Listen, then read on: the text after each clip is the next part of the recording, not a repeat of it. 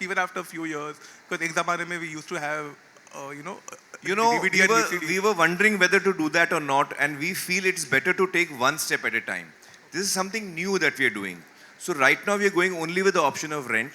As we go along, as we understand this path better, then we can start offering such options. Yeah, that will be great. Thank you, sir. Thank you. Hello Aamir और गुंजन, आप दोनों से मेरा सवाल इधर हाँ, प्रशांत गुंजन से सवाल मेरा ये है कि YouTube पे ऑलरेडी बहुत सारी फिल्में डालते हैं लोग, वो जो उनको पैसा मिलता है और ये जो फिल्म जाएगी इसमें 100 रुपये मिलेंगे, क्या डिफरेंस होता है उस कमाई में? और आमिर से दूसरा सवाल ये कि कल को आपके सब्सक्राइबर्स बहुत ज़्यादा बढ़ गए और बड़े स्टूडियोज़ या बड़े आपके स्टार्स फ्रेंड्स जो हैं वो आपके YouTube चैनल पे अगर अपनी फिल्म लॉन्च करना चाहेंगे तो क्या हो? You want to answer your part? आपने गुंजन जी से क्या पूछा था? गुंजन जी से मैंने पूछा कि लोग अभी भी फिल्में डालते हैं YouTube पे, बहुत सारी पुरानी फिल्में भी हैं, शायद यादों की बारात भी मिल जाएगी। जी। तो देखिए, वहाँ कुछ से जो फिल्में पैसा तो आता है वो अलग-अलग लोग डालते हैं, जो जिनकी फिल्म नहीं भी है वो भी डाल देते हैं, तो उनकी तो मैं बात नहीं कर रहा हूँ। जिन लोगों की फिल्म है, जैसे गुंजन ने समझाया, कुछ लोग फ्री दिखाते हैं लोगों को और वो एड्स के जरिए कमाते हैं, और कुछ लोग पेपर व्यू मॉडल या ऑन डिमांड मॉडल यूज़ करते हैं। वो आज भी अवेलेबल है। बहुत ज़्यादा इसकी कभी मार्केटिंग नहीं हुई है, किसी फिल्म ने इसको एक इम्पॉर्टेंट प्लेटफॉर्म की तरह नहीं इस्तेमाल किया है, जैसे कि मुझे लगता है हम लोग कर रहे हैं। तो कुछ फिल्में आपको जो मिलेंगी वो 170, 180, 230 इस रेंज में, आई थिंक मैं सही बोल रहा हूँ, इन दिस रेंज रेंट पे मिलती हैं। फिर बाय करने के लिए उससे ज़्यादा होता है, आई थिंक पता नहीं 500-600 होता है, आई डोंट नो कितना होता है। तो हमने उसका सबसे मतलब उससे भी कम हमने रखा है। हमने जो बाकी लोग चार्ज कर रहे हैं उससे भी हमने कम रखा है, 100 रुपये रखा है, क्योंकि मैं चाहता हूँ कि ये चीज़ हर आदमी तक अफोर्डेबल हो, किफ़ायती हो हर इंसान के लिए। तो हमारी वो कोशिश रही है। मुझसे क्या पूछा आपने? सॉरी, गुंजन का जवाब मैंने दे दिया। So sorry. You want to just take that? आपने एकदम perfect जवाब दिया है Aamir. I can't add more. All models are available. That's the short answer.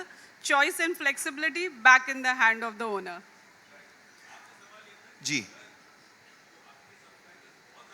अगर एक्चुअली मेरा सब्सक्रिप्शन मॉडल है ही नहीं, तो मेरा जो आमिर खान टॉकीज़ है उसमें जब आप सब्सक्राइब करते हैं तो उसके कुछ पैसे नहीं लगते। वो आप सब्सक्राइब कर रहे हैं, आप उसके सब्सक्राइबर बढ़ रहे हैं, जब भी कोई नई उस पर चीज़ आती है तो आपको उसकी इत्तला दी जाएगी। तो मेरा मॉडल सब्सक्रिप्शन है ही नहीं, मेरा मॉडल है पेपर व्यू या मूवी ऑन डिमांड। तो जब आप फिल्म देखना चाहें आप उसको रेंट करें, ख़रीदें और देख सकते हैं।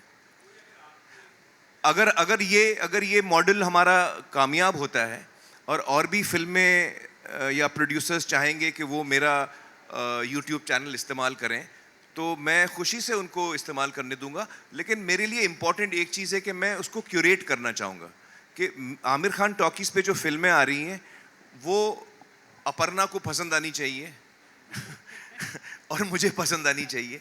जो कोर टीम है आमिर खान प्रोडक्शंस की, 5-6 जो लोग हैं, हमको वो लगना चाहिए कि हाँ, ये कंटेंट को हम अपना मानते हैं और हम इसको डालना चाहेंगे। Amir, Abira here, straight here, right in front of you. Hi. You know, with OTT, the biggest problem was that people would not go and watch it in theaters and say, "अरे ये तो OTT में आएगा, क्या देखना है?" So don't you think that takes away from that people from the theater? But when we know that this film of Amir Khan is releasing in theaters, people would say that, "Oh, ये तो YouTube में आ जाएगा, 100 रुपए में देख लेंगे." देखिए, theatre जो ऑडियंस होती है ना किसी भी कंट्री में, किसी भी समाज में, वो between the age group of 12 and 22 या 12 and 24, ये एज ग्रुप की जो ऑडियंस होती है उसको हम कहते हैं थिएटर गोइंग ऑडियंस, जो रेगुलरली थिएटर्स जाते हैं। उसके बाद आप अपनी ज़िंदगी में मसरूफ़ हो जाते हैं, आप थिएटर जाना आपके लिए मुश्किल हो जाता है, आपकी जॉब लग जाती है, आपकी और जिम्मेदारियां बढ़ जाती हैं। तो किसी भी समाज में जो यंगर जनरेशन है वो theatre going audience, they make the bulk of theatre going audience. Theatre का एक्सपीरियंस एक बहुत ही अलहदा एक्सपीरियंस है, बहुत ही अलग एक्सपीरियंस है। मुझे लगता है कि थिएटर का एक्सपीरियंस इतना यूनिक है कि उसको आप कहीं पे रेप्लिकेट कर ही नहीं सकते। तो जो इंसान फिल्म थिएटर में देखना चाह रहा है वो थिएटर में ही देखेगा। जिस आदमी को लगता है कि वो चीज़ या तो थिएटर मेरे नज़दीक नहीं है, हमारे पास हैं ही कितने थिएटर, तो इतनी कम थिएटर है हमारे पास कि आप पूरे देश तो पहुंच भी नहीं सकते थिएटरों से, तो फिर आप कैसे पहुंचोगे वहां और कब पहुंचोगे वहां? तो कोई तो हमको एक मीडियम निकालना पड़ेगा। अच्छा, सब्सक्रिप्शन मॉडल में तो आप मोरलेस इन अ वे फ्री दे रहे हो, फ्री नहीं है, आप सब्सक्रिप्शन दे रहे हो, मैं मानता हूं, लेकिन आपने उस फिल्म जो आप देखने जा रहे हैं उसकी पेमेंट नहीं की है, आपने सब्सक्रिप्शन का पेमेंट किया और जो जो फिल्में आ रही है वो आप देख पा रहे हो। मैं चाहता हूं कि लोग मेरी फिल्म चुने। एज अ क्रिएटिव पर्सन मेरा जो सेल्फ रिस्पेक्ट है, मैं चाहता हूं कि लोग चाहें कि वो मेरी फिल्म देखें, गलती से नहीं देख लें मेरी फिल्म कि वो गलती से वो टेबल पे आ गई तो मैंने देख ली, नहीं, मैं चाहता हूं कि आप मेरी फिल्म ढूंढें और देखें, आप मेरी फिल्म की तरफ एक कदम तो लें। तो मुझे नहीं लगता कि इससे थिएट्रिकल का बिजनेस इफेक्ट होगा। मुझे पूरा यकीन है कि थिएटर उतना ही स्ट्रांग रहेगा और ये एक एडेड रेवेन्यू होगा सिनेमा के लिए, इंडस्ट्री के लिए। I think at this point I'll like to remind us, I think Amir had said earlier also that theatre in India has a reach problem. It is only reaching 2% of the population.